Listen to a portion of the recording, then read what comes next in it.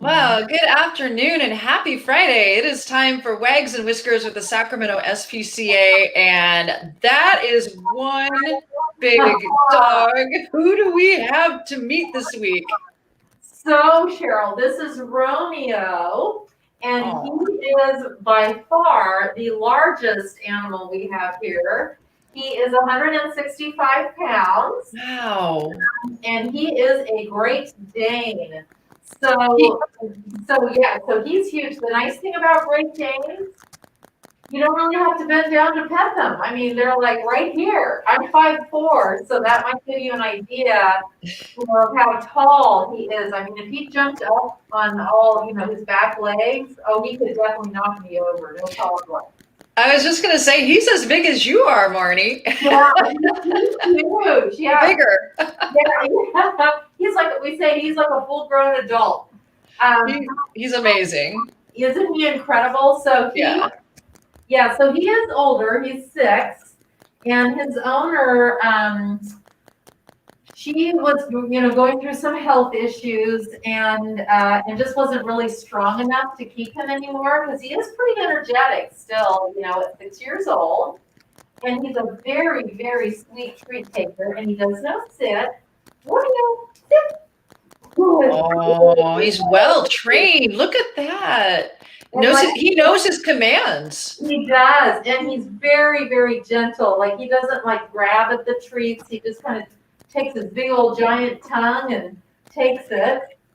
I love him. Yeah, and Great Danes are kind of known for kind of being slugs, actually. They're not super energetic. I mean, he definitely likes his walks, but they're kind of couch potatoes, so they ironically don't really, I mean, it'd be nice to have a backyard, but they don't need a ton of space as far as their energy level. Oh, he's amazing. If you're just joining us, this is Wags and Whiskers with the Sacramento SPCA, and we are having a virtual meet and greet right now with Romeo. He's a Great Dane. Look how gorgeous he is. Now, you mentioned that Romeo is 6 years old. What do you know about his backstory before he came to the Sacramento SPCA? Yeah, well, I have to say he was well taken care of. He was an indoor dog only, which, that's absolutely wonderful. He had access to the outside through a dog door. He slept on the owner's bed. So he was a well-loved pup. So, which is kind of, I mean, in a way has its own story. But we have gotten an increased number of pets surrendered because the owners are getting older and either usually physically they just can't take care of them as more than the medical or the financial cost. It's just the physical cost of it. Yeah. So that's why he ended up here.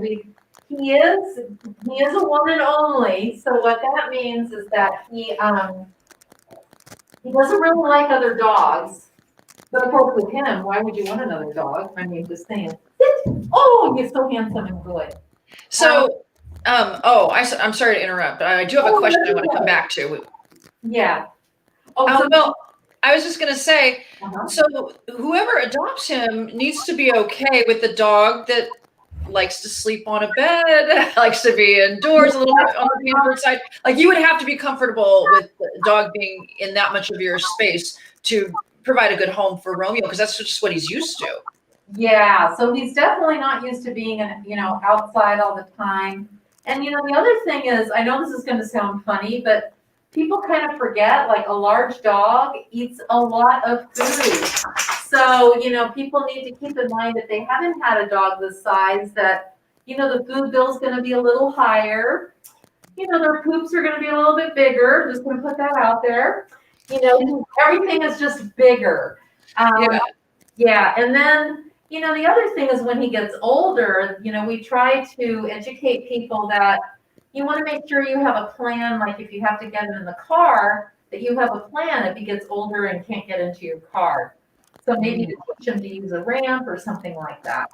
Yeah, because as you mentioned, he's 165 pounds. I'm not sure that I could lift a 165-pound dog. No, that would be a big fat no. I mean, I definitely couldn't. And even though he's very gentle, that's a lot of weight. So, so we just, tell people to keep that in mind.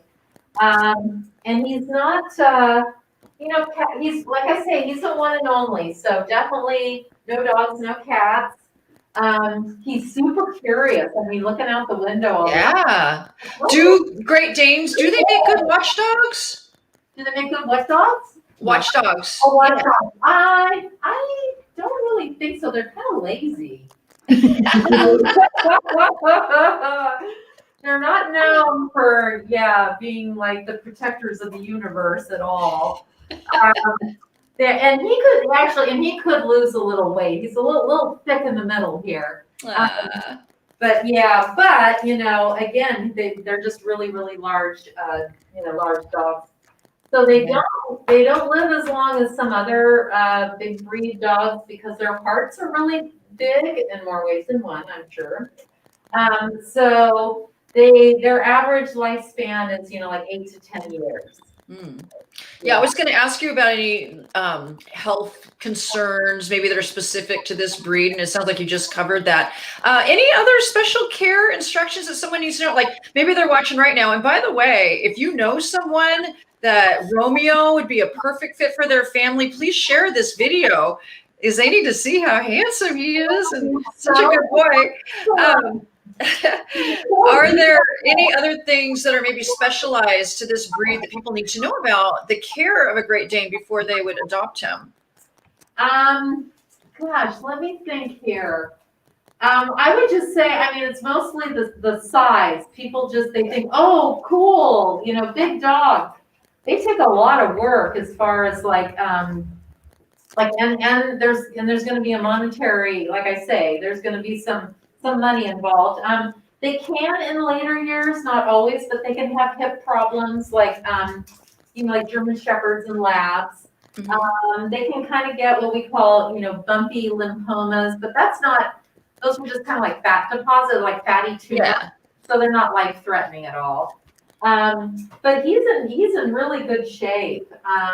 But it's a lot of the older dogs get joint issues, so you might want to give them special supplements. And one of the things that we do, which is really, really great, we have a partnership with VCA hospitals, and you get a free wellness check with his adoption. So whoever adopts him can really ask a ton of questions of our vet here, but then also at a VCA about special supplements for bones and things like that. Yeah.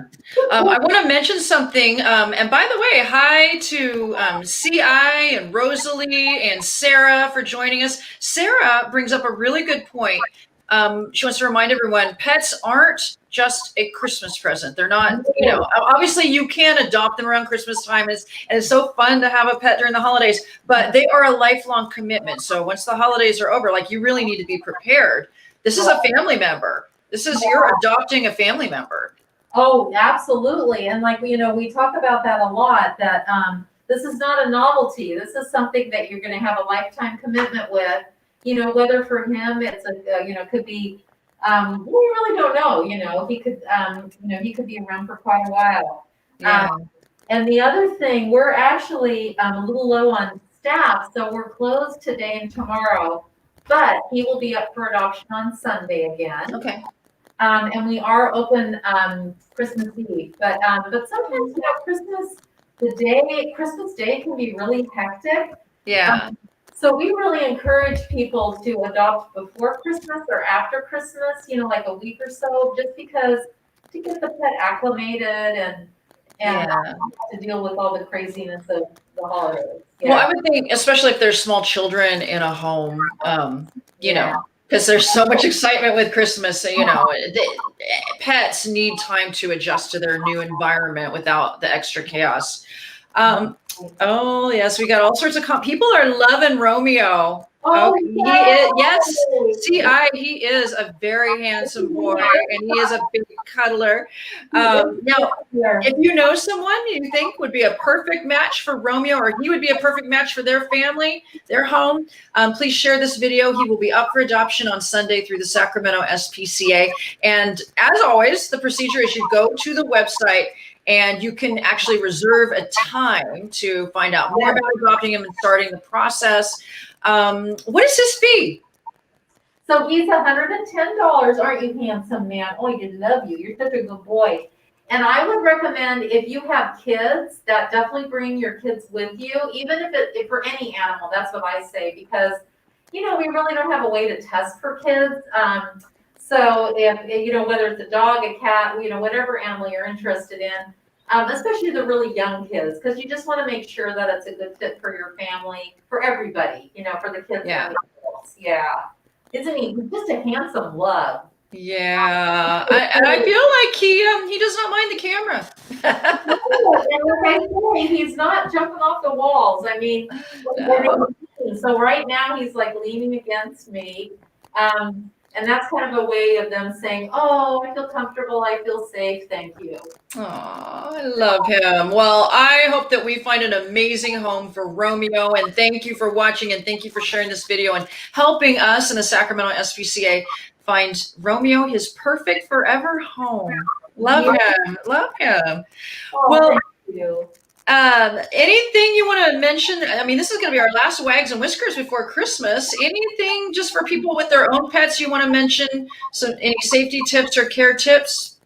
The only thing, kind of like I mentioned at Thanksgiving, you want to make sure you don't feed your dogs anything weird. And some things people don't think about, like onions are poisonous for dogs. You want to, definitely keep them away from, like turkey bones, things like that. The skin off of meat because it's got a lot of fat that can give them an upset stomach. And of course, chocolate. Chocolate, yeah. Yeah, any kind of sweets. So you just want to be careful. You can give them a little treat here and there, but be very, very careful about these little guys because they'll eat anything. I see that. I just can't take my eyes off him. He is so gorgeous. Well, thank you again, Marnie, and I hope you have a very Merry Christmas. Oh, you too, Cheryl, and thanks for spreading our information about Romeo. Okay, my pleasure. Have a good one. Bye-bye. Bye. Romeo.